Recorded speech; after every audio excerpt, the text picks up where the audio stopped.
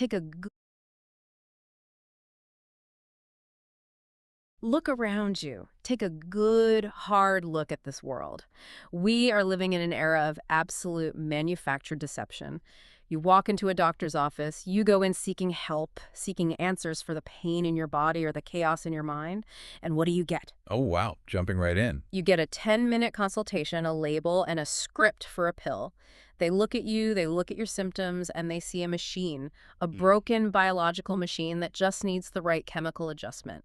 But I'm here to tell you that's a lie. That is some incredibly intense language to start with. Right. It is a bold-faced, dangerous lie that is keeping you in bondage. They've stripped the soul out of medicine. They call it science. I call it blindness. Yeah, you are really channeling the source material there. I am. I mean, Yeah. that is a direct, slightly adapted quote from one of the documents we are analyzing today. Welcome to the deep dive, everyone. Today, we are unpacking two intensely passionate, highly provocative, and frankly, very controversial texts. We really are. It's a fascinating worldview to dissect. We have excerpts from a text called The Great Medical Lie, Healing Through Spiritual Warfare, and a script titled The Watchman's Call, Spiritual Warfare in Modern Medicine. And our mission today is to figure out how these authors are completely redefining sickness, science, and the human soul. But before we jump in, we need to make something absolutely clear. We are setting some ground rules for this one. Yes, very important. This deep dive contains politically and medically charged viewpoints. We are not endorsing the viewpoints of this content. We are impartially reporting on it to convey the ideas contained in the original source material. Exactly. We are just the messengers today. Right. And if you or someone you know is struggling with health or mental health issues, please consult with a qualified medical professional. Do not discontinue any prescribed medication or treatment without medical supervision. Please don't. This deep dive is an analysis of a text, not medical advice.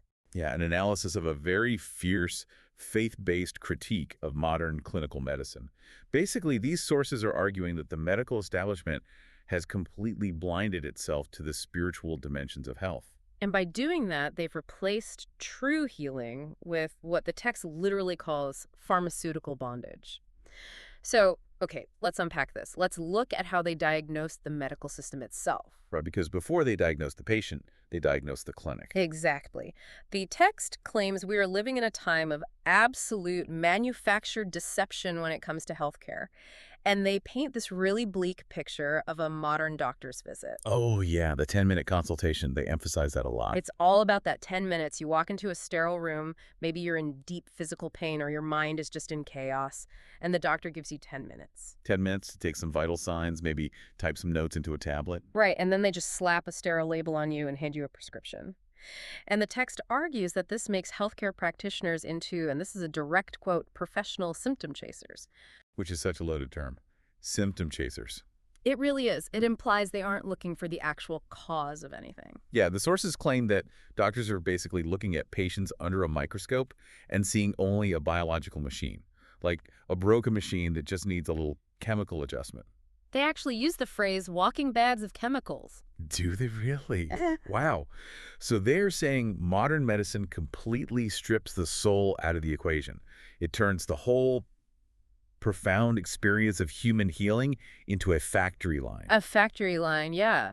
That is the core of their grievance with the system. If we extrapolate that, right, if the medical system is a factory line, then patients are just products on a conveyor belt. Just widgets moving from station to station. Exactly. Triage is the sorting station, diagnosis is quality control, the pharmacy is the repair bay. It inherently strips away a person's humanity. It takes away their agency. I mean, I see the emotional resonance of that argument. Nobody wants to feel like a widget. But I do want to push back on this a little bit, or at least look at it practically. Sure. How so? Well, think about taking a car to a mechanic.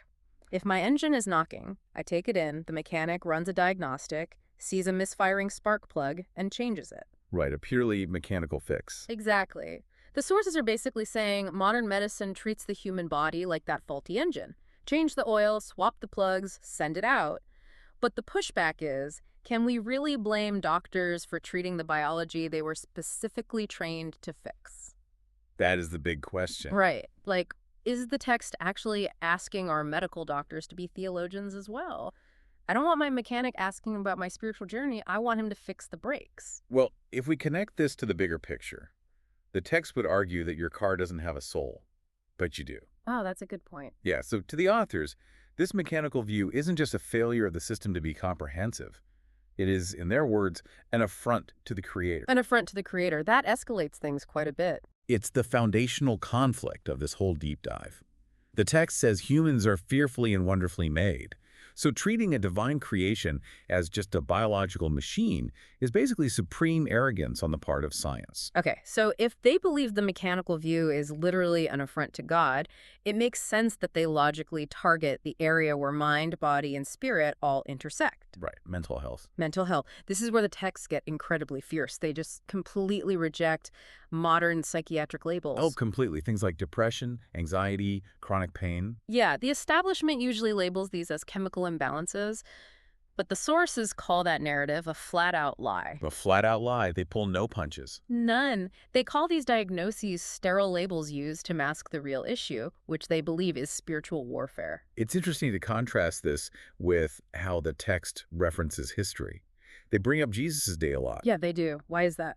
Well, they argue that back then, people actually understood what demonic influence and spiritual warfare looked like. If someone was drowning in despair or acting erratically, the community recognized it as a spiritual battle. And today? Today, according to the text, we just hand that person a prescription pad.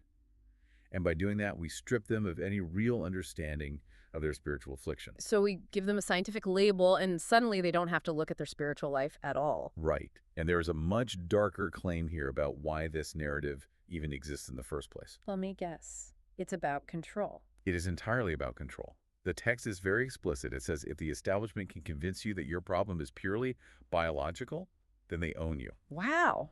They own you. They own the solution. They own the pills. So you stay in permanent bondage to their system instead of finding real freedom. Here is where it gets really interesting, though.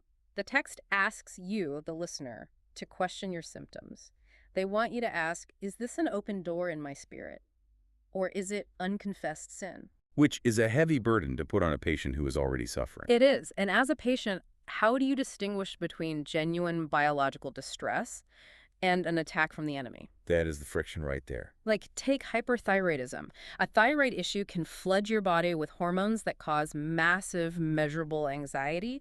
Your heart rate spikes. You feel impending doom. A purely biological trigger. Exactly. So how is a patient supposed to know if that panic attack is their endocrine system misfiring or a demon? Well, the text is actually very uncompromising on this. It insists that the root of these struggles is almost always spiritual. Even with something like a thyroid issue. Yes, because they believe the spiritual state influences the physical biology.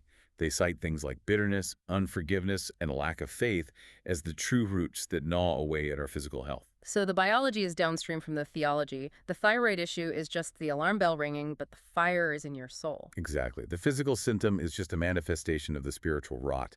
So, since they established that the true battleground is spiritual, it makes sense that the weapons used by the medical establishment pharmaceuticals are viewed as bad. Not just bad, inherently spiritually dangerous. Right. And this brings us to a really central, provocative, linguistic claim from the sources. We have to talk about the Greek word pharmakeia. Oh, this is a huge part of their argument. It is. The texts equate modern, mind-altering pills to modern-day sorcery. Which sounds wild at first, but let's unpack that metaphor because it's a very specific linguistic connection. The root word for pharmacy, pharmaceuticals, pharmacology, it comes from pharmakeia. In the New Testament, how is that word often translated? It's translated as sorcery or witchcraft. Right, so the text is taking that etymology very literally. They're saying that ancient apothecaries didn't just mix chemicals, they mixed potions with spiritual incantations. So the medicine and the magic were basically the same thing. Exactly. And the authors argue that even though modern science stripped the ritual away and kept the chemical, relying on that chemical to alter your mind is still practicing pharmakeia. It's still sorcery. The text asks a really pointed question here. It says, when you run to the pharmacy, are you running to the great physician? Or are you running to the very thing the Bible warns about? Which dramatically raises the stakes for the listener. It really does. It turns a mundane chore, picking up a refill on a Tuesday afternoon, into an act of spiritual warfare. Right, because what we're pumping into our veins is now positioned as a direct obstacle to true holistic healing. Because it's a spiritual compromise. You are refusing to confront the darkness in your heart by taking a pill instead. And that reframes the relief that medication gives you. To clinical medicine, relief is a success. But to these authors, To these authors, that relief is a spiritual anesthetic. it's like they view medication as a spiritual mute button. A mute button. Yeah, that's a perfect way to describe it. You are silencing the alarm bell, the symptom, the anxiety, the depression, without ever putting out the fire in your soul. You press mute on the siren, but the house is still burning down. But the pushback here from the medical community is incredibly severe. What happens when someone throws away the mute button? And the fire consumes them. Right, because they actually needed clinical help. We know withdrawal from psychiatric meds can be biologically catastrophic. What if someone loses their life because they thought their medication was sorcery? What's fascinating here is that the authors fully anticipate that criticism. They know the medical establishment calls this dangerous. And they don't care. No, they wear those labels as a badge of honor. They say, let them call us crazy. Wow. They argue that, quote, the truth has always been dangerous to those who thrive on deception. So if the secular system calls them a threat, it just proves to them that they are right. It's an impenetrable defense mechanism. It really is. You can't argue clinical data with a worldview that thinks clinical data is a manufactured deception. So having thoroughly dismantled the secular medical model, they don't just leave it there. They start building their own alternative framework for human health. Right, and it relies heavily on a very specific biblical concept of human anatomy. They say humans are fearfully and wonderfully made, which we touched on, but they get specific. They say we are a tripartite being, Body, soul, and spirit. body, soul, and spirit. And if you ignore the spiritual dimension, the text says it guarantees you will never find true, lasting healing. Because you are only treating, at most, 2/3 of the person. Right. They lean on the scripture that says we do not wrestle against flesh and blood.